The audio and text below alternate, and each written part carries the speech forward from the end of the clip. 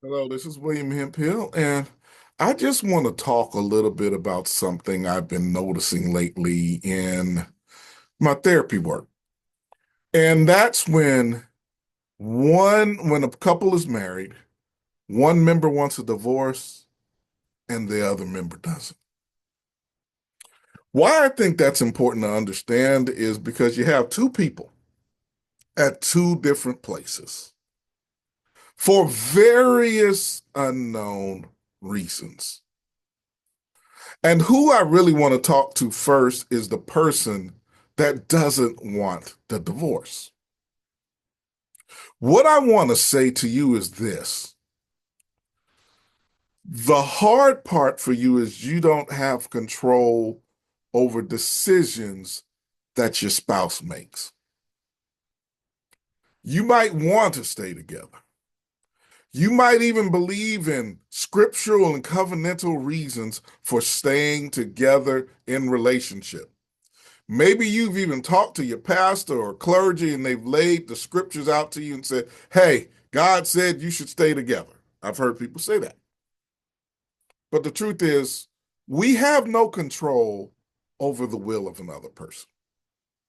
I often say this in marital therapy and marriage intensives, and I say, if you think you have control over the will of another person, I often ask this question. Are you a parent to a teenager or a parent to a 2 or 3 year old? I ask that question because we often know that teenagers will go out and do things they want to do, sneaking behind their parents' back. And then we know 2 and 3 year olds will just go and pout and go, no, and go do what they want to do. In other words, even though as parents we care for them, we can't control what they do because God has not given us that ability. It's the same thing in a relationship, especially when one party wants to split up. So, what do you do when your spouse wants to leave, but you don't want to leave? You want to stay together. First, I would say care for your heart. That might mean getting some therapy. That might mean taking the time to grieve. You might lament over why your spouse is leaving. I would say if you've done something wrong in the relationship, like maybe financial infidelity, sexual infidelity, affairs, whatever it may be, acknowledge what you did was wrong. You apologize for what you did was wrong. And then you try to take steps to keep from doing that harmful action again. So let me give you an example. In the case of working with couples who've had affairs, the person who committed the affair, they come through and say, hey, I see what I did was wrong and how I hurt you. And I really apologize for hurting you via my selfish, painful actions. I acknowledge that what I've done was wrong. And I apologize to you and I ask you to forgive me. So that's the acknowledgement and that's the apology. Then what steps would the person take to keep from doing that again? Maybe they go to therapy and we say, hey, what's going on with me that caused me to step out of my relationship? Am I dealing with a sexual addiction? And I'm dealing with some pain in my heart. Did I happen to just get too close to someone when my spouse wasn't listening to me in marriage? In other words, what was going on with me that I tried to take care of my heart and my needs by stepping outside of my relationship? That's an example. Financial infidelity, because that's another one that I see a lot, might be the same thing.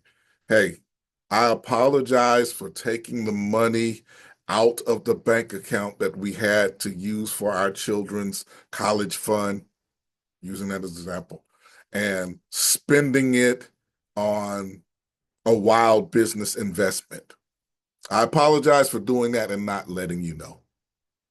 Please forgive me for doing that. And then you pledge to be honest and open with integrity.